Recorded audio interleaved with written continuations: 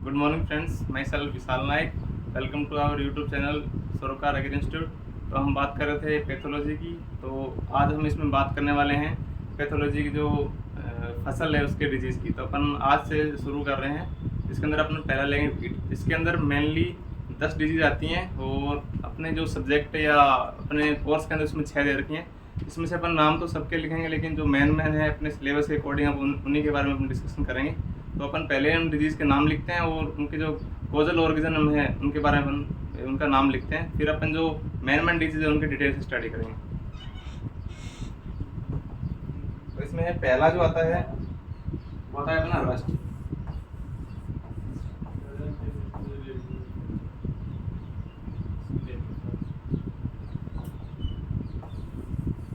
अपन wheat की disease की बात कर रहे हैं, तो अपन कराता हूँ ट्रेडिंग।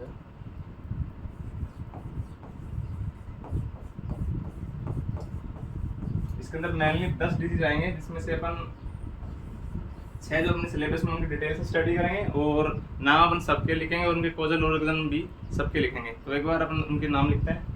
पहला आता है रस्ट, दूसरा आता है लूज समट,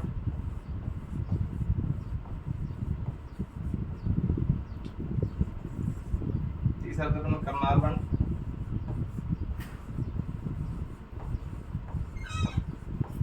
और चौथा आता है अपना पाउडर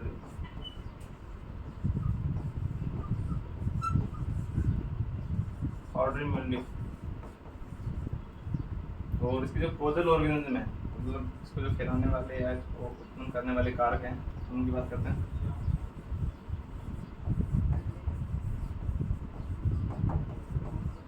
तो रस्ट होता है, वो रस्ट अकेले गेहूं में नहीं होता, बहुत सारी, जैसे अपन सनफ्लावर की बात करेंगे, रोज में सब क्रॉप में रस्ट होता है। जो मेनली रस्ट होता है गेहूं के अंदर वो होता है पक्सिनिया स्पीसीज से होता है फंगस की। लेकिन जो अलग अलग होते हैं उसमें अलग अलग फंगस की स्पीसीज होता है। तो जो मेनली गेहूं के अंदर है वो पक्सिनिया स्पीसीज से होता है, जिसके अंदर अपन अलग अलग बात करेंगे कि पक्सिनिया रिकोंडिटा, पक्सिनिया ग्रेमिनस टेटिसाई वगैरह। जो अलग अलग जो गेहूं के अंदर जिस प्रकार से उसके नाम बदलेंगे गेहूं के डिजीज के, उसी प्रकार से उसकी स्पीसीज भी बदल रहेगी। तो इसमें अपना जो मेन है वो है पक्सिनिया स्पीसीज। तो रस्ट के अंदर अपना पढ़ेंगे वो पढ़ेंगे पक्सिनिया।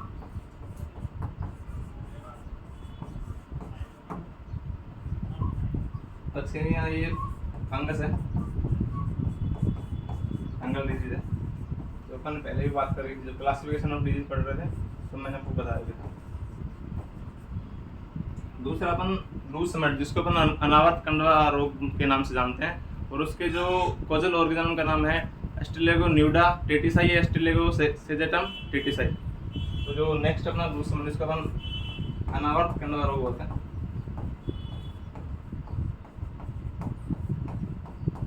और केवल लूज समट ये अपन आगे जो में भी पढ़ेंगे।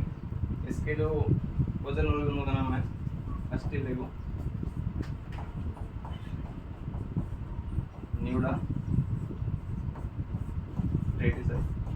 ये भी एक फंगस ही है।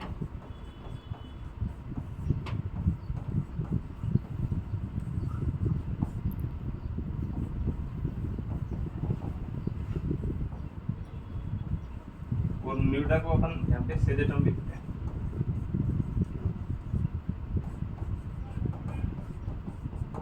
ये तो होगी अपने रस्ट और लूज समट की बात। इसके बाद अपन दो बच गए, करनालबंड और पाउडरी मिल्ड्यू।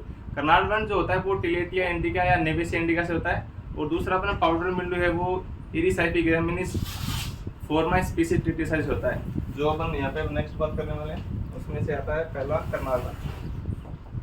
करनालबंड से खेत में से सड़ी मछली की जो गंध आती है, इस रोग के कारण आती है करनालबंड। इसके अंदर अपन बात करते हैं नेवेसिया,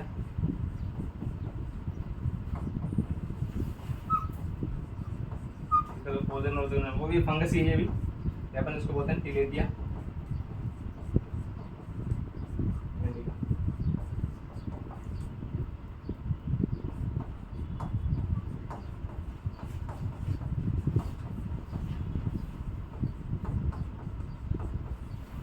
और अपना जो 4 नंबर पे आ रहा है पाउडरी मिल्ड्यू। पाउडरी मिल्ड्यू जो है उसके अंदर, इसको अपन हिंदी में चूर्णनाशता रोग बोलते हैं, और ये इरिसाइपी स्पीसीज का होता है के कारण होता है। इसका जो अपन गेहूं के अंदर जो स्पीसीज लगती है वो इरिसाइपी ग्रेमिनिस फोर्मा स्पीसीज टेटिसाई लगती है।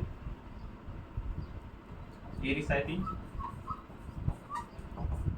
ग्रैमिनीज,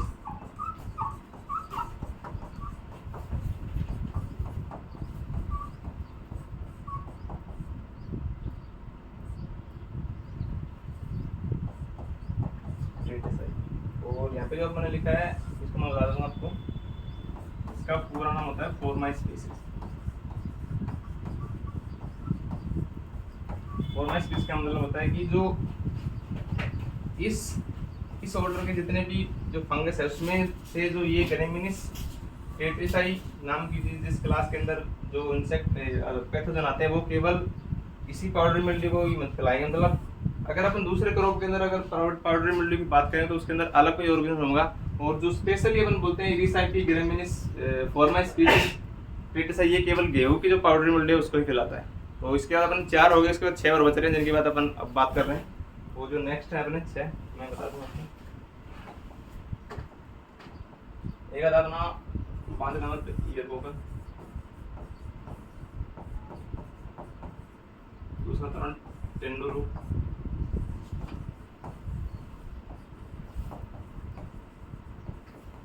ये तो अपनी मेनली है जो सिलेबस के अंदर दे रखी है। इसके अलावा भी 2-3 अपन हैं उनके बारे में बात करें, जैसे लीफ ब्लाइट हो गया, लीफ ब्लोच हो गया, कवर समट हो गया, फ्लैक्स समट हो गया। तो अपन 2-4 की बात और लिखते हैं।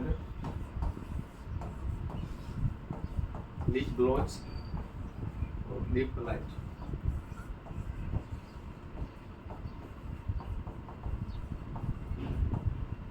और अगला अपना होगा फ्लैक्स समट। लास्ट है उसको बोलते हैं कवर्ड समट,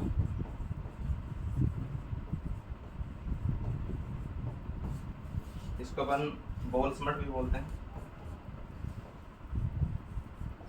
और इसको अपन बोलते हैं हिल समट, और या हिल या इंडियन समट भी इसको अपन नाम देते हैं। जो मेनली पहाड़ी रीजन होता है वहाँ पे ये डिजीज लगता है, ये फंगल ही है। और जो ये दोनों है मेन लीफ ब्लोच, और ये दोनों बैक्टीरियल है, बैक्टीरिया होते हैं दोनों। और ये दोनों इसमें ये दोनों में से एक तो होता है नेमेटोड से होता है, और दूसरा नेमेटोड प्लस बैक्टीरिया से होता है। जो अपना टुंडो डिजीज है वो नेमेटोड प्लस बैक्टीरिया होता है, और ईयर कोकल होता है वो केवल नेमेटोड से होता है। तो इसके अपन इनकी जो कोजल ऑर्गेनिज्म उनके बारे में डिस्कस करते हैं एक बार। इसके जो कोजल ऑर्गेनिज्म मतलब इनको खिलाने वाले कारक या करने वाले कारक, तो इसके अंदर आता है अपना पहला ईयर कोकल। ये ईयर कोकल रोग होता है वो केवल नीमेटोड से होता है, इसका नाम होता है यूना टेट्रिसाई। तो इसमें क्वेश्चन पूछा जाता है कि नीमेटोड से होने वाला रोग कौन सा है वीट में, यूना टेट्रिसाई। ये केवल और केवल नीमेटोड से होता है, नीमेटोड है ये।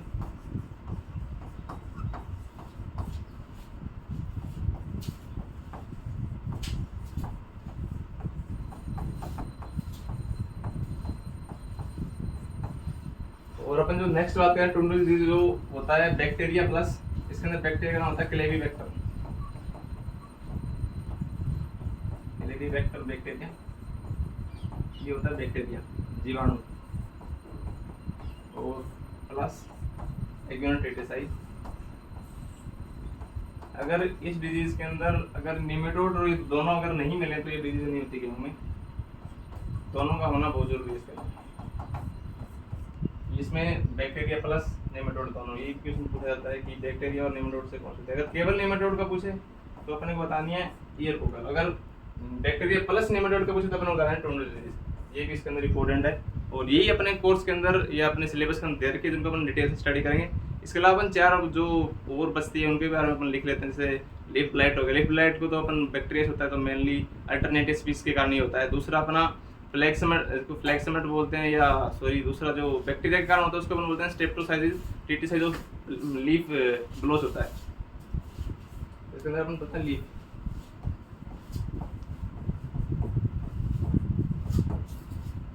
टेट्रिसाई, इसके कारण होता है। और लीफ ब्लाइट अल्टरनेटिया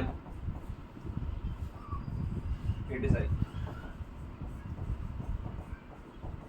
ये जो ब्लाइंड रोग है वीट का, लीफ ब्लोट का, वो केवल इसी स्पीसीज का होता है। और मेनली जितने भी लगभग जो क्रॉप है उसके अंदर अगर ब्लाइंड रोग होगा वो मेनली अल्टरनेटिव स्पीसीज के कारण ही होता है। और इसके बाद अपन बात करने वाले हैं कवर्ड समेट और फ्लैग समेट। तो जो फ्लैग समेट होते हैं उसका जो कोजल ऑर्गेनिज्म है वो भी एक फंगस, जिसका नाम बोलते हैं यूरोमाइसिस टेटिसाई, और कवर्ड समेट का टिलेटिया फोर्टिटा। तो अपन इसके बाद करते हैं यूरोमाइसिस टेटिसाई, और इसको हम बोलते हैं टिलेटिया फोर्टिटा।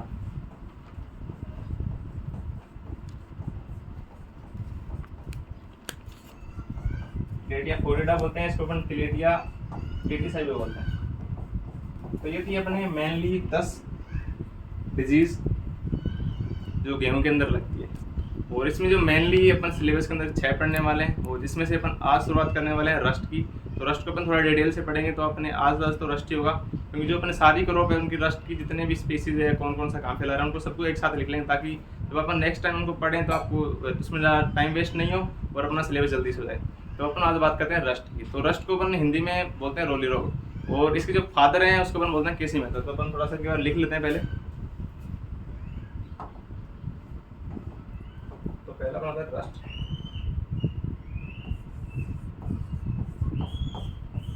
रस्ट को अपन रोली भी बोलते हैं, और इसकी जो फादर जिन्होंने किसी खोज की थी, मतलब इंडिया में उनके फादर बोलते हैं अपन केसी मेहता।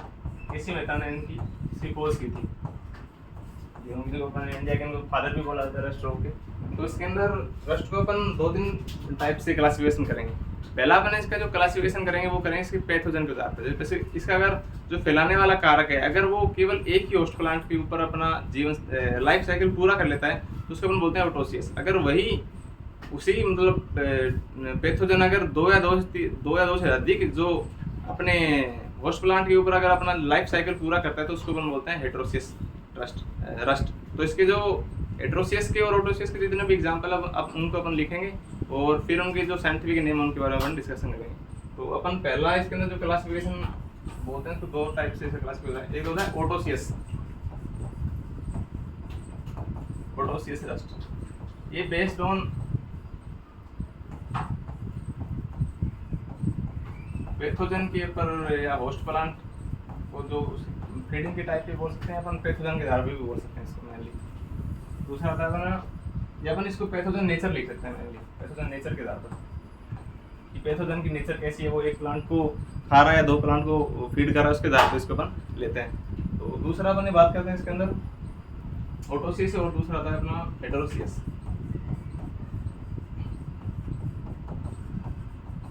इस जो ऑटोसियस के अंदर जितने भी पैथोजन होते हैं वो एक ही होस्ट प्लांट पे अपना लाइफ साइकिल पूरा कर रहते हैं, और जो हेटेरोसियस होते हैं इसमें 2 या 2 से अधिक जो उनको होस्ट प्लांट की जरूरत पड़ती है। तो इसमें थोड़ा सा अपन लिख लेते हैं कि कौन कौन से हैं। तो इसके अंदर ओनली 1 होस्ट प्लांट, और इसके अंदर 2 मोर देन या 2 या मोर देन होस्ट प्लांट।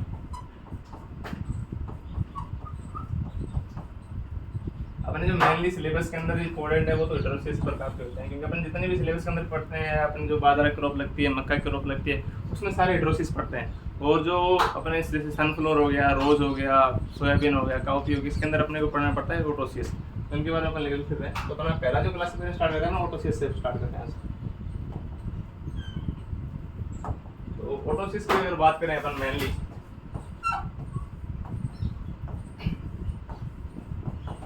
तो ऑटोसियस के अंदर अपन 4-5 देखते हैं। ये तो सनफ्लावर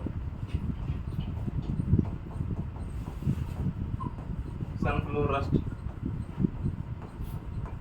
दूसरा अपन पढ़ते हैं रोज रस्ट,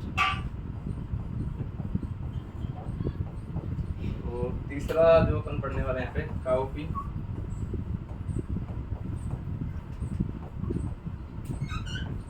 हो गया सनफ्लावर काउपी, और एक जो अपन पढ़े कॉफी का पढ़ेंगे और सोयाबीन का पढ़ेंगे। कॉफी रस्ट और सोयाबीन, इनका भी जो होस्ट प्लांट होता है, इनका भी जो पैथोजन होता है वो केवल एक होस्ट प्लांट के ऊपर ही अपना लाइफ साइकिल पूरा करता है। तो नेक्स्ट टर्म सोयाबीन थोड़ा सा मुश्किल रहेगा, लेकिन अगर अपन इनको अच्छे से पढ़ेंगे तो अपने बाद में बहुत काम आएगी। तो अपन के बात करते हैं मेनली सनफ्लावर। इसके अपन कॉजल ऑरिजिन मतलब किसके कारण ये फैल रहे हैं उनके बारे में ले लेते हैं।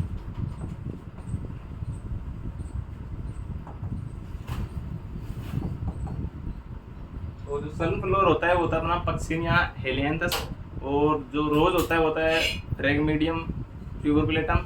कॉफी का होता है वो हेमेलिया वेस्टिट्रिक्स होता है। सोयाबीन का फोकोस्पोरा पीचर हिजिगर होता है। कॉफी का होता है यूरोमाइसिस विग्ने।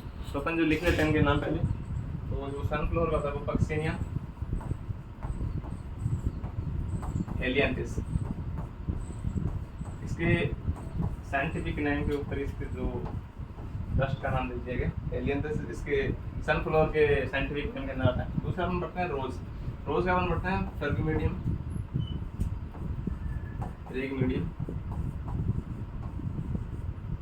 ट्यूबरकुलेटम।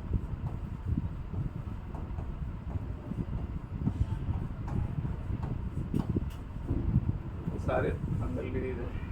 और मैं एक चीज आपको बता दूंगा, जो अपना रस्ट रोग है वो सीड एंड एयरबोर्न डिजीज है। तो मैं अपन लिख देता हूँ रस्ट, मतलब ये बीज और हवा दोनों के कारण होता है। सीड और एयरबोर्न डिजीज है, एयरबोर्न डिजीज है। इसके बाद अपन बात करते हैं काउपी। तो काउपी के जो आता है इसके कॉजल ऑरिजिन का नाम है यूरोमास्टिस।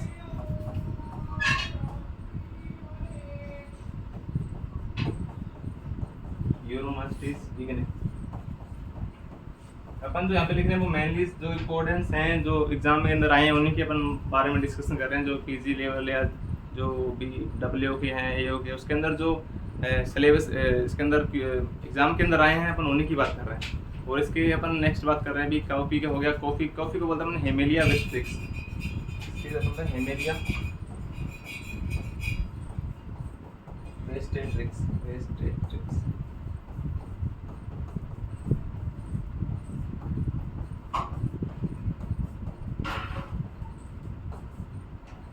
और सोयाबीन का फाकोस्पोरा।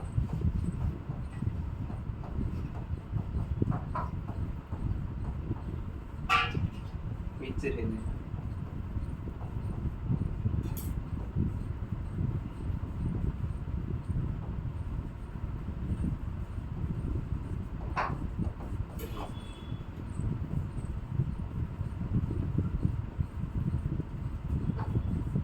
ये तो हो गई अपनी ऑटोसिस, जो वो पैथोजन जो कल एक ही होस्ट प्लांट पे अपना लाइफ साइकिल पूरा करते हैं। और अब अपन नेक्स्ट बात करने वाले हेटेरोसिस, जिनके जो पैथोजन है उनको लाइफ साइकिल पूरा करने के लिए कम से कम 4 होस्ट प्लांट है, जिसके अंदर 2 या 2 से अधिक होस्ट प्लांट की आवश्यकता पड़ती है। जिसके अंदर अपन जो मेनली अपने फूडर क्रॉप है उनके अंदर आता है, तो उनकी अपन बात करते हैं अभी। जो अपन सेल क्रॉप है उन्हीं के अंदर आता है। तो नेक्स्ट अपन आता है हेटेरोसिस 2 नंबर।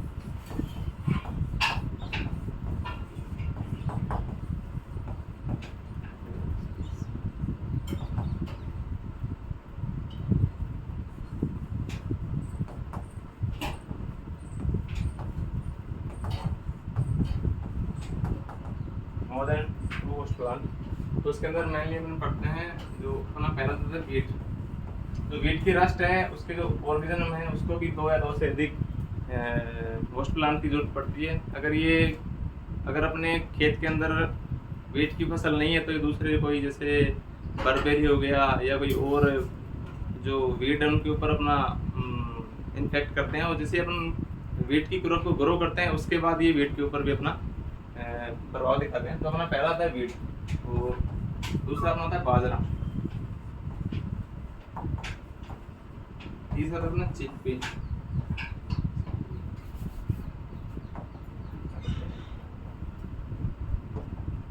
तीसरा अपना होता है बाजरा आ गया, मेज आ गया।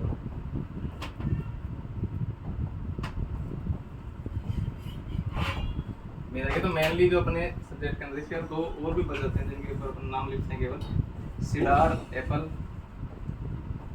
रस्ट, और एक अपना आ जाएगा इसके अंदर जो लास्ट बचेगा अपना चिकपी का जो रस्ट है ना वो भी 2 या 2 से अधिक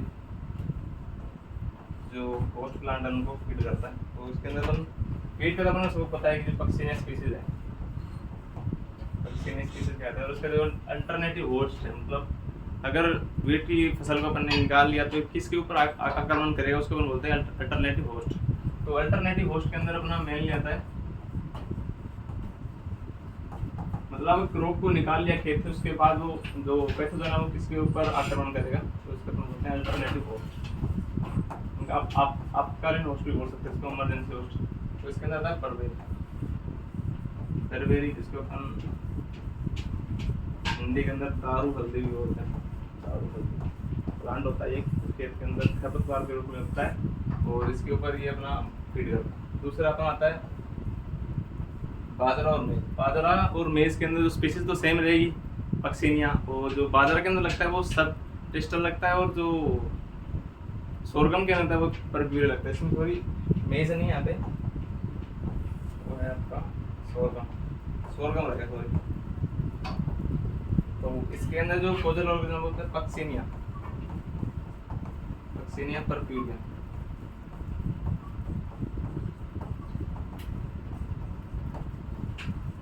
पक्सिनिया परफ्यूरिया। और बाजरा के अंदर जो रहेगा वो लगेगा पक्सिनिया सबस्ट्रेटिक्स।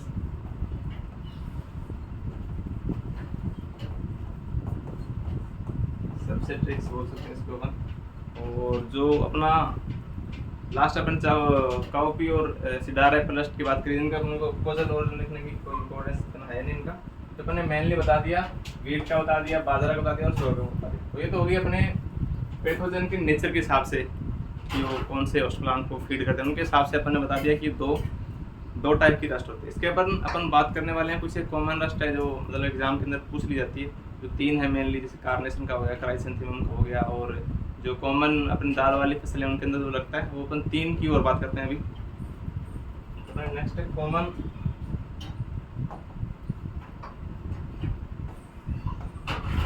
रस्ट। तो कॉमन रस्ट के बात करेंगे, कॉमन बीन, इसको अदर लिख देते हैं, other rust disease, common bean rust. दाल के वालों फसल लगता है ना उनके कॉमन। दूसरा कार्नेशन, तीसरा होता है क्राइसेंथेमम,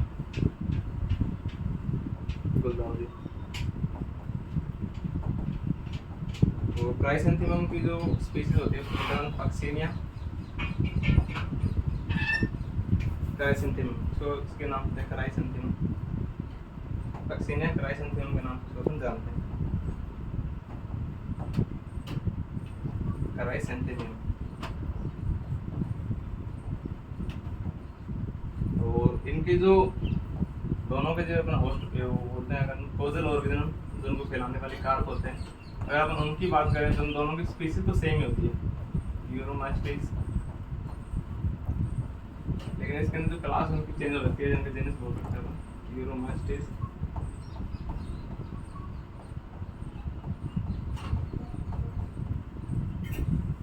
दोनों की क्लास तो सेम ही रहेगी, लेकिन इनके जो आगे अपन जिनको अपन बोलते हैं स्पीशीज बदल जाती है। जैसे कार्नेशन की होती है यूरोमास्टिस डाइथी, और जो अपन बीन की होती है वो तो यूरोमास्टिस एपेटिकुलेटस, इसका अपन बोलते हैं डाइथी और इसको बोलते हैं एपेटिकुलेटस।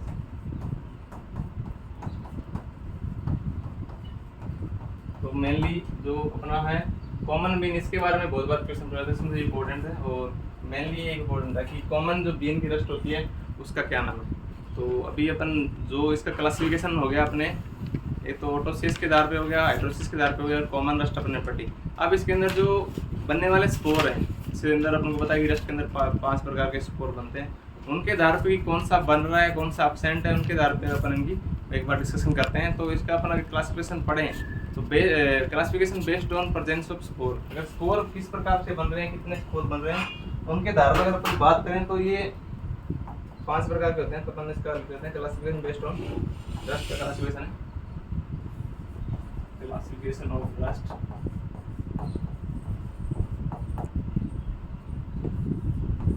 बेस्ड ऑन प्रेजेंस ऑफ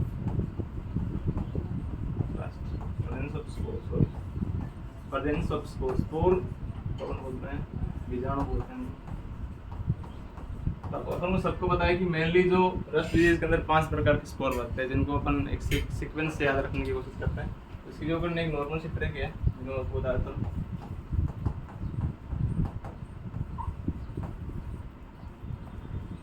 ये 5 प्रकार के स्पोर बनते हैं।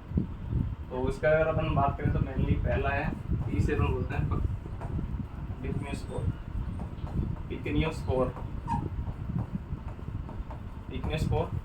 और अपना जो नेक्स्ट आएगा उसको बोलते हैं अपन एशियोस्पोर। तो इसके अपन लेते हैं एशियोस्पोर।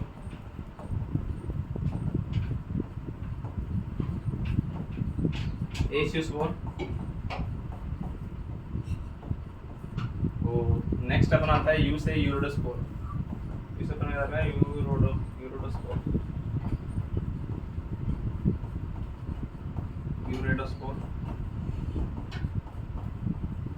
और अपना 4 नंबर पे आ रहा है टीगियोस्पोर। टी से बना है टीगियोस्पोर।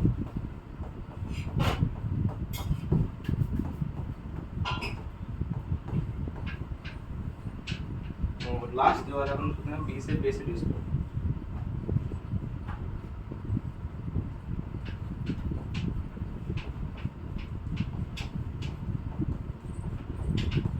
ये बना के 5 प्रकार के जो इसके अंदर स्पोर बनते हैं उनके अपने नाम लिए। अब कौन सा प्रेजेंस होता है, कौन सा एब्सेंट होता है, उसके आधार पे भी अगर इनको अपन 5 भागों में बांट सकते हैं। जिसमें पहला आता है माइक्रोसाइक्लिक रस्ट, दूसरा पहला मैक्रो, दूसरा माइक्रो, तीसरा आता है अपना हेमीसाइक्लिक, चौथा अपना डेमीसाइक्लिक और लास्ट आता है अपना एंडोसाइक्लिक। तो अपने एक नाम लिख लेते हैं इसमें कौन सा प्रेजेंट होता है, कौन सा प्रेजेंट नहीं होता। तो पहला अपना होता है माइक्रोसाइक्लिक। 5 प्रकार से होता है, 5 टाइप के होते हैं। मैक्रो के अंदर मतलब जो सारे अपने स्पोर हैं रस्ट के अंदर वो प्रेजेंट होते हैं। जिसके अंदर पहला था मैक्रोस्पोर, मैक्रोसाइक्लिक। तो सॉरी मैक्रोसाइक्लिक पहला था अपना टाइप होता है मैक्रोसाइक्लिक रस्ट बोल सकते हैं, इसको अपने स्पोर बोल सकते हैं। दूसरा था अपना मैक्रो के बाद माइक्रो, तो छोटा या इसमें सारे 5 प्रेजेंट होंगे और इसमें या तो एक कम हो गया फिर 2 जो अपने स्पोर है वो कम होंगे रस्ट के अंदर। तो दूसरे के अंदर अपन बात करते हैं माइक्रोसाइक्लिक। और तीसरा बात करते हैं अपन हेमीसाइक्लिक।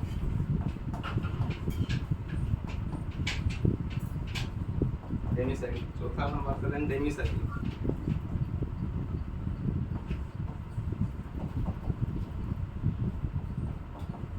और लास्ट अपन एंडोसाइक्लिक।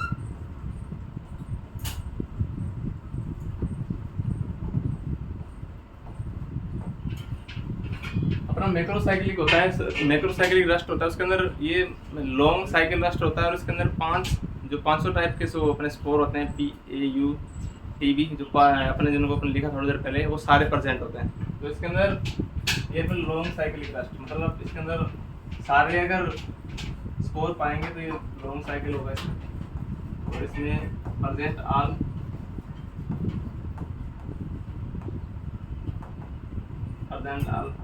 स्पोर्स। और ये किस किस्म पैदा है उनसे एग्जांपल की बात करें अगर, तो ये अपन पाया जाता है वीट के अंदर, मेनली वीट में पाया जाता है, बाजरा में, सोरगम में। फिर 3-4 एग्जांपल अपने देखे तो इनके अंदर जाता है कि मैक्रोस्पोर साइक्लिक रस्ट होता है वो किस किस क्रॉप के अंदर पाया जाता है, इसके अपन बात करते हैं। अपन नेक्स्ट बात करते हैं अपन माइक्रोस्पोर। माइक्रोस्पोर में होता है या तो कम से कम एक स्पोर कम हो गया, उससे ज़्यादा भी स्पोर इसके अंदर कम हो सकते हैं। इसके अंदर मेनली इसके अंदर जो ये दोनों तो प्रोड्यूस होंगे, जो अपना लास्ट के जो बचते हैं ना, जैसे टीगियोस्पोर और बेसिडियोस्पोर तो इसके अंदर पाए जाएंगे। वो जो ऊपर तीनों अपन बात करें इसके अंदर PAU TB ये दोनों तो प्रेजेंट पाए जाएंगे। और इनमें से ये 3 बच रहे हैं, इनमें से या तो 1 या 2 की कमी हो सकती है, लैग हो सकती है, ठीक है। तो अपन बात करते हैं मैक्रोस्कोप। इसके अंदर लैकिंग ऑफ 1 और मोर सोर, एक या एक से अधिक इसके अंदर जो स्पोर उसके अंदर कमी होगी। इसके अंदर जो मेनली पाए जाते हैं वो पाए जाते हैं अपने प्रेजेंट स्पोर। अगर बात करें अपन तो इसके अंदर लास्ट के दो टीक्यू स्पोर और बेसिडियो स्पोर, ये दोनों तो इसके अंदर पाए जाएंगे। और जो अपन बाकी 3 बचे उनमें से किसी एक या 2 की कमी हो सकती है बेसिडियो स्पोर। ये तो आगे अपने माइक्रोसाइकिल के बाद। इसके बाद अपन हैं हेमीसाइकिल के बाद। हेमीसाइकिल के अंदर क्या होता है, इसके अंदर टीलियोस्पोर यूडोस्पोर तो पाए जाएंगे और जो बाकी अपन बच गए 3 एक्स्ट्रा उनमें से किसी की कमी हो सकती है और ये मेनली पाया जाता है कॉफी रस्ट के अंदर। तो इसका अपन एग्जांपल की बात करें तो कॉफी रस्ट पहले वाले में 5 पाए गए, फिर सेकंड माइक्रो वाले में ये दोनों लास्ट वाले पाए गए, या इनमें से किसी की कमी हो सकती है। लेकिन इस वाले में क्या होगा, ये दोनों पाए जाएंगे और इन तीनों में से किसी की कमी हो सकती है। तो इसके अंदर जो अपन प्रेजेंट होते हैं वो होते हैं यूरोडोस्पोर और टीलियोस्पोर, ये दोनों तो पाए जाएंगे, तो फिक्स है।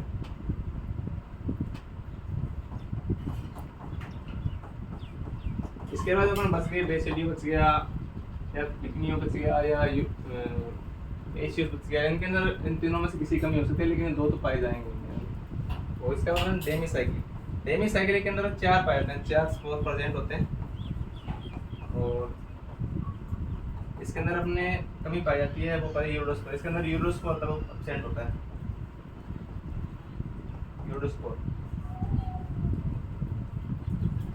और ये पाया जाता है डेमीसाइक्लिक जो रस्ट होती है वो होता है सिडार एप्पल रस्ट है, वो अपनी इसी टाइप की रस्ट है। इसके अंदर मतलब यूरोस्पोर भी जो यूरोस्पोर होता है वो नहीं पाएगा।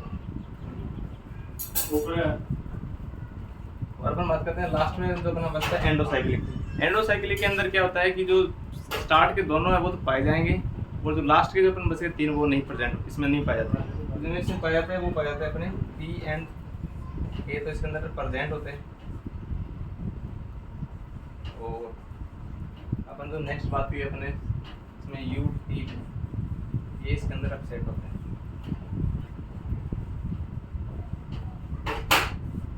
ये हो गया अपना क्लासिफिकेशन कि किस प्रकार से स्पोर पाए जाते हैं रस्ट के अंदर, उसके आधार पे। और अपन नेक्स्ट जो बात करने वाले हैं जो टाइप्स ऑफ स्पोर्स, मतलब गेहूं जो रस्ट के अंदर स्पोर पाए जाते हैं उनके अपन डिटेल्स थोड़ा स्टडी करते हैं ताकि अपन जब पढ़ें तो उस टाइम पे दिक्कत नहीं है।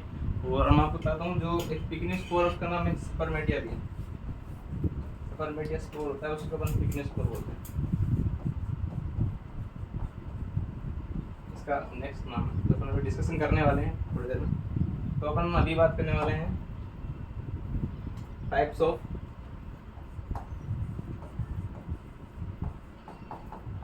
स्पोर। स्पोर की अपन बात करने वाले हैं। स्पोर मैंने आपको बताया 5 प्रकार के स्पोर पाए जाते हैं, नहीं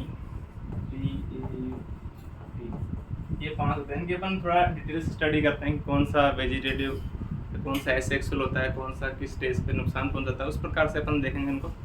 तो अपना जो पहला है वो है यहाँ पे पिकनिक स्पोर। पहला आता है अपना पिकनिक स्पोर।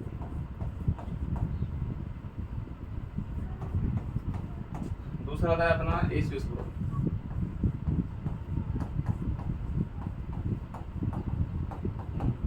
कौन सा परमिटिव हो,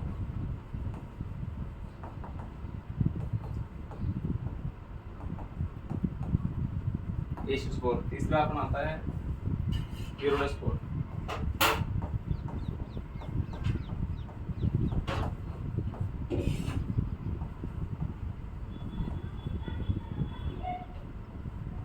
यूरोस्पोर।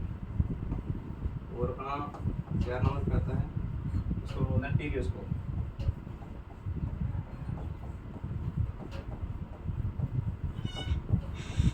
और लास्ट बच गया ना बेसिडियोस्पोर।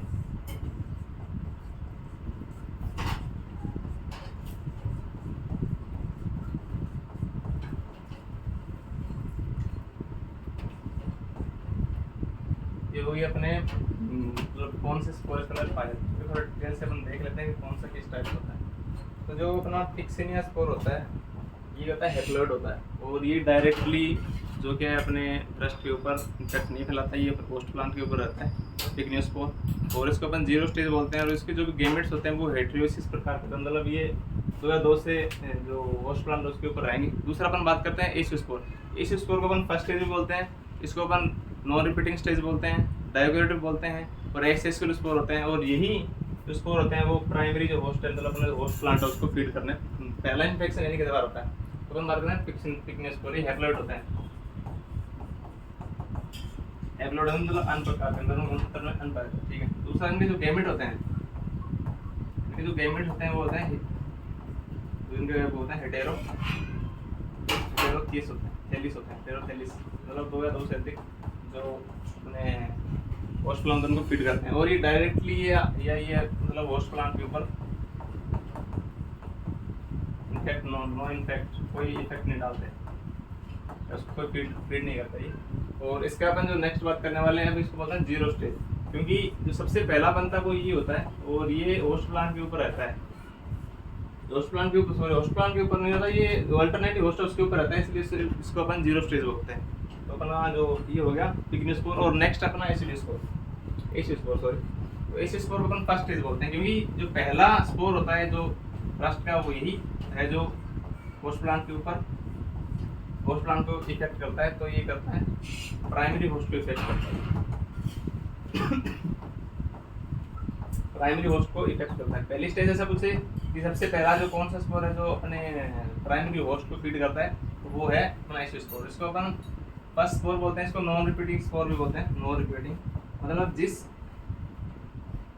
जिस ये होस्ट प्लांट से बना है, जिसके ऊपर ये प्रोड्यूस हुआ, उसको ये फीड नहीं करता, ठीक है। मतलब ये बनेगा तो अपने अल्टरनेटिव होस्ट पे, लेकिन फीड जाके करेगा वीट के ऊपर, इसलिए इसको अपन नॉन रिपीटिंग बोलते हैं। तीसरा बोलते हैं डायोगेरेटिव, मतलब इनके अंदर 2 की जो पाई थी डायोगेरेटिव, 2 इंग्लिश डायोगेरेटिव टाइप के होता है, वो नॉन रिपीटिंग होते हैं। और यही होता है जो प्राइमरी होस्ट इनफैक्ट बोलते हैं इनको, और नॉन रिपीटिंग होस्ट इनको बोलते हैं। दूसरा अपन नेक्स्ट बात करने वाले हैं यूरोडोस्पोर, इंपॉर्टेंट है यूरोडोस्पोर। यूरोडोस्पोर को अपन बोलते हैं मेनली, इसको पहले बोलते हैं सेकंड स्टेज, इसको अपन बोलते हैं सेकंड स्टेज। सेकंड स्टेज क्योंकि ये आ रही है अपने एसियोस्पोर को, इसलिए इसको बोलते हैं सेकंड स्टेज। दूसरा ये रिपीटिंग होते हैं। रिपीटिंग का मतलब होता है कि ये जिस होस्ट प्लांट से प्रोड्यूस होंगे, जैसे कि एसियोस्पोर यूरोडोस्पोर से बनेंगे, तो एसियोस्पोर बनते हैं अपने, ये मेनली बनते हैं अपने ये होस्ट के ऊपर, तो होस्ट पे बनेंगे और उसी को फीड कर देंगे, इसको बोलते हैं रिपीटिंग, मतलब बार बार उसी खाएंगे, इसको अपन बोलते हैं रिपीटिंग। दूसरा इसको अपन सेकंड स्टेज को रिपीटिंग बोलते हैं, उनको बोलते हैं अपन एसेक्सुअल स्पोर बोलते हैं, सॉरी इनको बोलते हैं वेजिटेटिव स्पोर, इनको बोलते हैं वेजिटेटिव स्पोर। और जो अपने इस बोलते हैं एसेक्सुअल होता है, एसेक्सुअल स्पोर। और ये होस्ट प्लांट को रिपीटिंग बोलते हैं, इसको सेकंड स्टेज भी बोलते हैं, इसको वेजिटेटिव स्पोर। इसके अंदर जो मेनली बनते हैं 3 चीज़ें इसके अंदर आ गई। और ये डायोगेरेटिव होता है, मतलब इनके अंदर तुरंत पाया जाता है। जो मेनली अपना हेबलेट होता है तो एक होता है स्टार्ट वाला, इसको अपन पिग्नियोस्पोर बोलते हैं। आगे बात करने वाले हैं अपन, थोड़ा नीचे कर देते हैं इसको।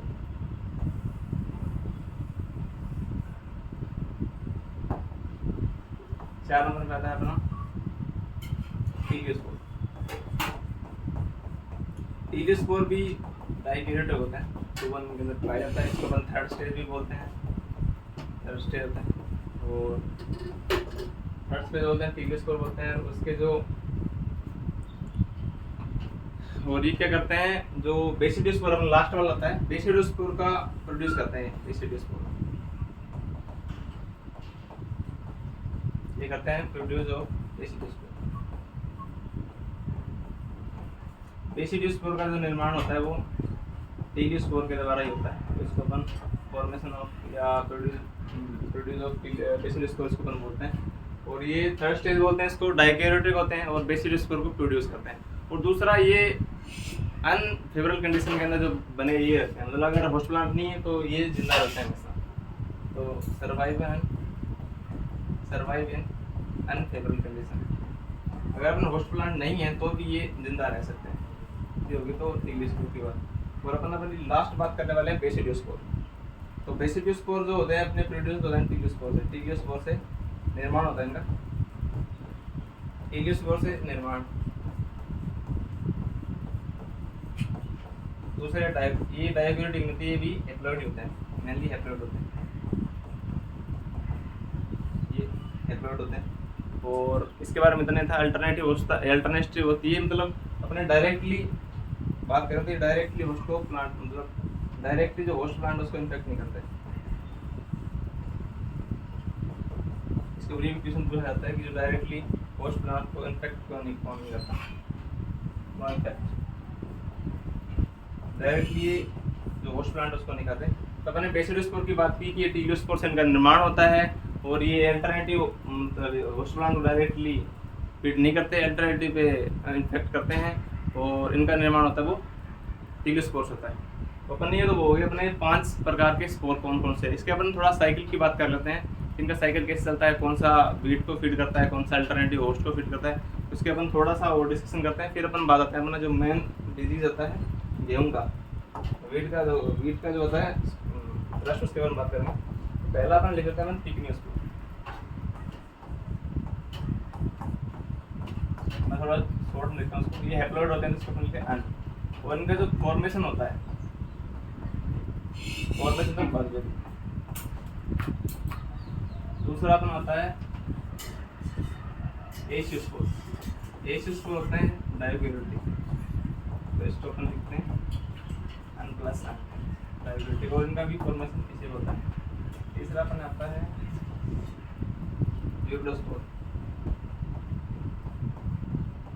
यूरोस्पोर भी डायक्यूरेटिक होते हैं। इसके बाद अपन नेक्स्ट आते हैं अपने टीलियोस्पोर। टीलियोस्पोर डायक्यूरेटिक होते हैं, अपन इसको 2 से लिखते हैं।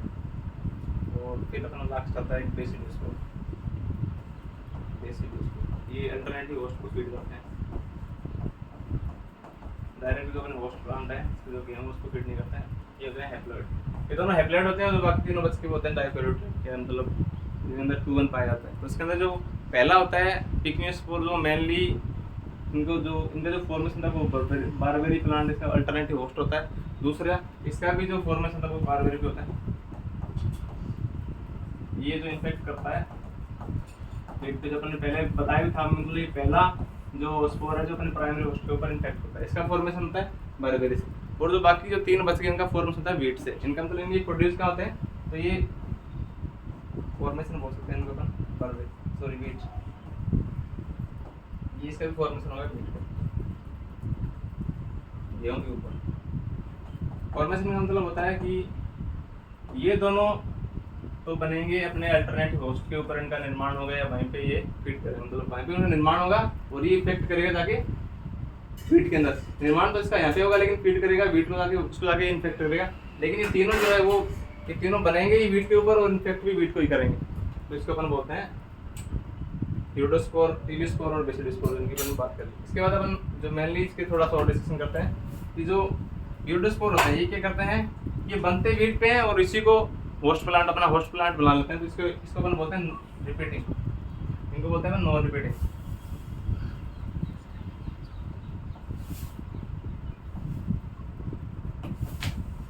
इसको अपन बोलते हैं रिपीटिंग, तो रिपीटिंग बोलते हैं। इसको अपन बोलते हैं ऑटो इन्फेक्ट बोल सकते हैं। इनको ऑटो इन्फेक्ट मतलब जिसके ऊपर ये बनते हैं उसको इन्फेक्ट करते हैं, इफेक्ट होता है। जिस प्लांट के ऊपर इनका निर्माण होता है, जहाँ से इनका फॉर्मेशन होता है उसी को फीड करता है। दूसरा अपन बात करते हैं बेसिडोस्पोर। ये क्या करते हैं, ये इफेक्ट करते हैं बारबेरी को, मतलब होस्ट प्लांट को ये नहीं खाते। जो बारबेरी जो इनका अल्टरनेटिव होस्ट है उसको ये फीड करते हैं। बारबेरी वीट बोल सकते हैं इसको अपन, दारू जिसको हिंदी में दारू हल्दी बोलते हैं अपन, दारू हल्दी, इस वीट को खाते हैं। और तीसरा जो इनका फॉर्मेशन तो हो गया वीट पे और ये इफेक्ट करेंगे अपने बारबेरी जो प्लांट होता है। और तीसरा ये होते हैं सेक्सुअल होता है, ये सेक्सुअल होता है, सेक्सुअल होता है और ये एसेक्सुअल होता है। अपन पहले भी अपन जब डिस्कशन करते बताया था कि सेक्सुअल होता है, एसेक्सुअल स्पोर होता है। और ये होते हैं अपने यूरोस्पोर वेजिटेटिव स्पोर। और मैं इसकी थोड़ी सी डिटेल से अगर बता दूं तो अपन बात करते हैं पिकनियोस्पोर से लेकर यहाँ तक और यूरोस्पोर तक, ये तो इन्फेक्ट करेंगे बारबेरी को। फिर इसका जो फॉर्मेशन होगा बारबेरी करेंगे, और यहाँ से लेकर बेसियोस्पोर से लेकर जो अपना यूरोस्पोर से लेकर बेसियोस्पोर से होता है, ये खाते हैं वीट पे, इनफेक्ट करते हैं वीट को। तो मैं दोनों को याद रखना। तो फर्स्ट प्राइमरी होस्ट को फीड करते हैं, वो अपने याद रखना है एसियोस्पोर। इसके बाद जो यूरोस्पोर, टीलियोस्पोर होता है, ये भी किसको फीड करते हैं, वीट को फीड करते हैं सारे। और जो मेनली फीड करते हैं अपने बेसियोस्पोर को, सॉरी इसको बर्बेरी को, उसके अंदर दो जाते हैं, पिक्नियोस्पोर और बेसियोस्पोर। इनका निर्माण होता है बर्बेरी पे, बारबेरी जो अपना एक वीट होता है उसके ऊपर होता है, और जो बाकी जो बच गए उनका इसमें यूरोस्पोर, टीलियोस्पोर और बेसियोस्पोर इनका होता है, गेहूं के ऊपर इनका निर्माण होता है। और जो एसिडोस्पोर होते हैं वो भी बर्बेरी के अंदर, बर्बेरी जो प्लांट होता है उसके अंदर ही बनते हैं। तो मेनली ये क्वेश्चन पूछा जाता है कि पिक्नियोस्पोर, एसिडोस्पोर कहाँ बनते हैं, तो बनते हैं अपने बर्बेरी प्लांट पे। और जो तीन बच गए यूरोस्पोर, टीलियोस्पोर और बेसियोस्पोर, इनका जो फॉर्मेशन होता है वो होता है अपना वीट के अंदर इनका फॉर्मेशन था। ये दो तीन की थोड़ी सी अपने स्टडी कर ली, ताकि जब अपन आगे पढ़ेंगे तो आपको थोड़ा इसमें कंफ्यूजन नहीं होगा। तो इनके अपन तीन जो मेन पॉइंट पढ़ते हैं अपन, इनमें बारबेरी को इन्फेक्ट कौन करता है, तो इसमें अगर बारबेरी प्लांट को मेनली इफेक्ट का क्वेश्चन आ गया तो वो करेंगे बेसियोस्पोर। और अगर जो मेनली गेहूं को या अपने वीट को इन्फेक्ट करेंगे वो आ गया अपना एसियोस्पोर। अगर सीधा क्वेश्चन पूछे, चार में से ऑप्शन में पूछ ले तो आपको उसको एसियोस्पोर बताना है। और अगर पूछ ले कि जो फर्स्ट अपने जो बर्बेरी प्लांट है उसको इन्फेक्ट कौन करेगा, चारों में से देकर, तो इसमें आपको बताना है, इसमें सॉरी बेसियोस्पोर बताना है, क्योंकि इसका ये मेनली इफेक्ट होता है, ये बर्बेरी प्लांट को ही मेनली इफेक्ट करता है। तो क्या अपन दोनों को, और अपने एक दो यूरोस्पोर के अपन एक बात कर लेते हैं। तो यूरोस्पोर को अपने बोला रिपीटिंग या ऑटो इन्फेक्ट, मतलब ये जिस प्लांट के ऊपर ये जिस प्लांट पे इनका फॉर्मेशन हो गया उसी को वो ये नुकसान पहुंचाएगी। और इसी के कारण, इसी यूरोस्पोर के कारण जो अपन बोलते हैं रैपिड का मतलब होता है तेज, इसी जब ये स्पोर बनते हैं तभी इस डिजीज की प्रकोप अपने को ज़्यादा देखने को मिलता है यूरोस्पोर के बाद। तो यूरोस्पोर अगर बन गए तो उसके बाद जो गेहूं की जो फसल है वो मेनली उसका अपन रस्ट का कंट्रोल नहीं करेंगे तो वो पूरी तहस नहस हो जाएगी, जिसके अंदर अपने को प्रोडक्शन कम होगा। ये तो हो गया अपने 5 प्रकार के जो अपने स्पोर पढ़ ली। अगर अपन नेक्स्ट अब बात करने वाले हैं वीट के अंदर जो अपने 3 प्रकार की रस्ट पाई जाती है, उसके कौन सा उसका कॉजल ऑर्गन होता है, कैसे फैलता है, कैसे उसका कंट्रोल होता है, कौन सा उसका होस्ट होता है, कौन सा उसका अल्टरनेटिव होस्ट है होता है, उसके बारे में हम बात करेंगे अभी। तो अपना जो नेक्स्ट अपन बात करेंगे वो करेंगे अपन वीट की रस्ट। ये तो अपना जनरल जानकारी थी कि रस्ट कितने प्रकार की होती है, कैसी होती है, वो था। लेकिन अब अपन वीट की रस्ट की बात करेंगे। तो वीट रस्ट होती है वो 3 प्रकार की होती है, अपन सबको पता है 3 टाइप की होती है। इसके अंदर अपना अपन इसको अपन सीक्वेंस से पढ़ लेते हैं डिफरेंस के हिसाब से, ताकि अपने को ज़्यादा इसमें टाइम नहीं लगे और अपना टॉपिक की बात खत्म हो जाए। तो पहला था अपना, इसको बोलते हैं स्टेम या ब्लैक रस्ट।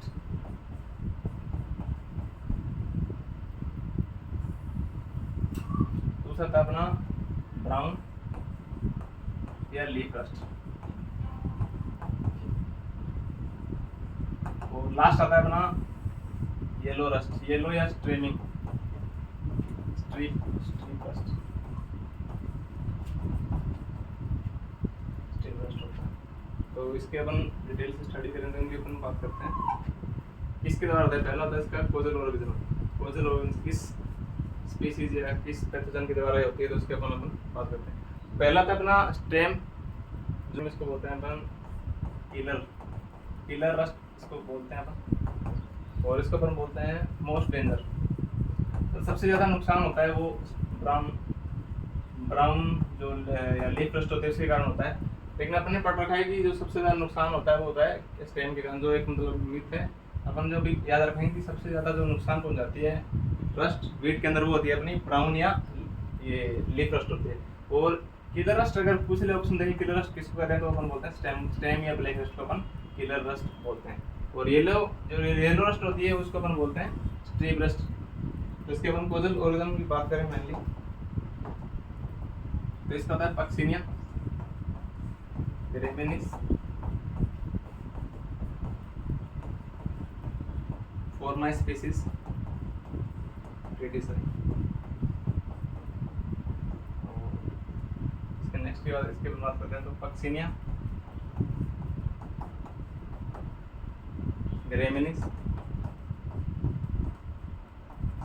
फोर्मा स्पीसीज, इसको अपन बोलते हैं स्टेमिफॉर्मिस, स्टेपिफोर्मिस। इसके बाद बात करते हैं मैंने, इसका जो होता है पक्सीलिया, त्रिकोणिका, फॉर्मा स्पीसीज ट्रेडिशन। ये तो हो गए थे खोजन और उनका इनको फैलाने वाला रोग कारक के बारे में, अपने टेल की कौन कौन से इसके रोग होते हैं। इसके बाद अपन बात करते हैं एपिरियंस, मतलब ये सबसे पहले कौन सा होता है, इनके जो खेलने के आधार बोल सकते हैं, या अपन वेट के अंदर किस सबसे पहले कौन सा होता है, उसके बाद कौन सा होता है, उसके आधार पर बात करें तो ये मेनली इसके अंदर अपन बात करते हैं एपिरियंस का, घटने के आधार पर। तो अपना जो लेटेस्ट टाइम पर ये लेट होता है, मतलब सबसे लास्ट के अंदर जो होगा वो होगा अपना स्टेम रस्ट होगा। इसके बाद इसको बोलते हैं अर्ली, सबसे पहले जो होगा अर्लीस्ट बोलते हैं इसको, सॉरी इसको हम बोलते हैं अर्लीस्ट, सबसे पहले होगा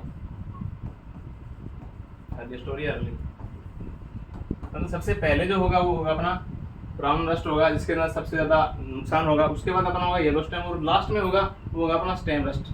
तो इसको अपन सीक्वेंस को याद रखना है। वो तीसरा होता है अपन ये, मतलब इसका डिस्ट्रीब्यूशन बोल सकते हैं अपन, डिस्ट्रीब्यूशन कहाँ कहाँ होता है। जो मेनली स्टेम रस्ट होता है वो होता है साउथ इंडिया, साउथ इंडिया, या इसको अपन बोल सकते हैं ईस्टर्न, ईस्टर्न और सेंट्रल का जो पार्ट होता है वहाँ पे होता है सेंट्रल इंडिया, और साउथ इंडिया के अंदर होता है वो होता है स्टेम रस्ट। दूसरा अपना आता है ब्राउन रस्ट। ब्राउन रस्ट जो ऑल अपना इंडिया, ऑल इंडिया में होता है, हर जगह होता है, और ये सबसे खतरनाक होता है, इससे फसल क्योंकि सारी की सारी नष्ट हो जाती है। और अपना तीसरा जो होता है येलो स्टेम, ये होता है अपना नॉर्थ वेस्टर्न, इसको अपन बोल सकते हैं हिली रीजन बोल सकते हैं इसको, जो पहाड़ी क्षेत्र होते हैं वहाँ पे होता है मेनली।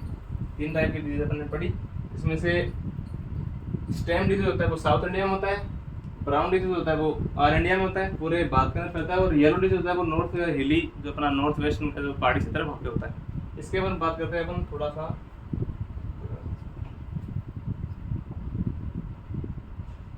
ये तो हो गया इनके पॉजिटिव हो गया। इसका अपन देखें डेंजर्स के हिसाब से देखें तो मोर डेंजर कौन सा होता है। तो इसके बाद करें अपन हार्मनेस की बात करें, हार्म कौन सा, तो ये होता है सबसे हार्मफुल, मोर डेंजर ही होता है। इसके बाद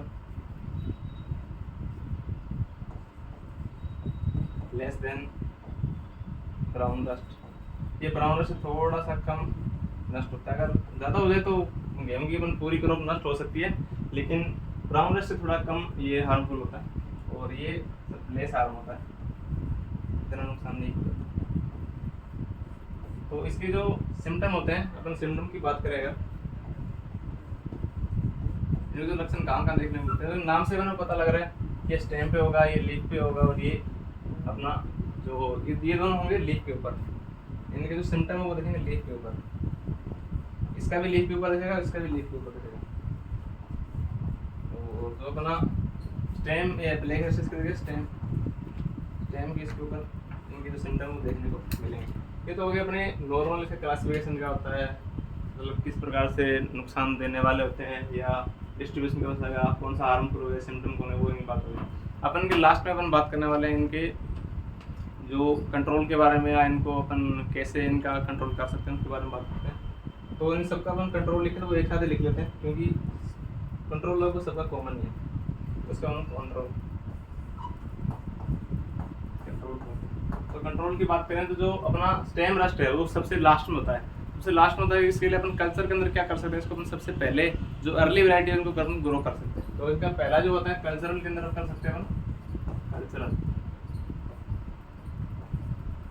कल्चर अगर अपन कंट्रोल की बात करें तो इसके अंदर अपन अर्ली वैरायटी लगा सकते हैं, अर्ली वैरायटी ग्रो कर सकते हैं। और इसके अंदर जो अपन एकदम बैलेंस्ड जो फर्टिलाइजर है उनको अपन बैलेंस के मतलब निश्चित मात्रा में डाल के इसको भी अपन कंट्रोल कर सकते हैं। और इसके अंदर अपना जो एक लास्ट होता है, इसके अंदर हाई डोज, अगर अपन पोटेशियम की हाई डोज दें तो उसके द्वारा भी रस्ट को अपन कंट्रोल कर सकते हैं। तो हो गया अपना कल्चरल के बारे में। अगर अपन उनको मतलब कल्चरल विधि द्वारा कैसे कर सकते हैं, तो अपना पहला आ गया अर्ली वैरायटी ग्रो कर सकते हैं। इसके अंदर अपना दूसरा अपन इसको तरफ जो फर्टिलाइजर उनको उचित मात्रा में डालकर इसको अपन कंट्रोल कर सकते हैं। और लास्ट में आता है हाइड्रोजन पोटेशियम, तो इसके द्वारा भी अपन इसको कंट्रोल कर सकते हैं। इसके बाद अपना नेक्स्ट आता है वो आता है अपना केमिकल। केमिकल की अगर बात करें तो इन सब में कॉमन ही है। हम बात करते हैं, एक तो मैनकोजेब बोलते हैं इसको, मैनकोजेब। दूसरा इसमें जिनेब और ऑक्सीक्लोराइड ये चार आते हैं इसमें। और एक प्रोपेगोनाजोल भी अपन यूज़ कर सकते हैं, प्रोपेगोनाजोल। इसके अंदर मेनली जो अपने केमिकल अपन यूज़ करते हैं मैनकोजेब, जिनेब, कार्बोक्सिल और ये कॉपर प्रोपेगोनाजोल, इनको अपन यूज़ कर सकते हैं। इसके बाद अपना जो नेक्स्ट आता है इसको अपन बोलते हैं रेसिस्टेंट वेराइटी। इसके अंदर कौन कौन सी अपन वेराइटी की ग्रो कर सकते हैं रेसिस्टेंट वेराइटी, तो इन सब की कॉमन ही होती है। मेनली तो जो पहले है बनता है धर्मा राजो, ये वैरायटी ग्रो करेंगे तो ये मतलब रस्ट रेजिस्टेंट होते हैं, इसके कारण कम इफेक्ट पड़ता है। लर्मा राजो होगी, छोटी लर्मा होगी और अपनी सोनालिका होगी, ये वैरायटी इसके अंदर मेन मानी जाती है। इसके अलावा और भी बहुत होती है, जैसे HD 2867 हो गया, 2837 हो गया, जो मेनली 5 जो अपनी वैरायटी बात करी इनके ऊपर रस्ट डिजीज का प्रकोप कम देखने को मिलता है। तो ये तो होगी अपने बीट के फर्स्ट जो डिजीज था अपना रस्ट, और जो बच गए अपन बाकी के 5 उनको अपन नेक्स्ट क्लास में पढ़ेंगे। तो आज के लिए इतना ही, धन्यवाद।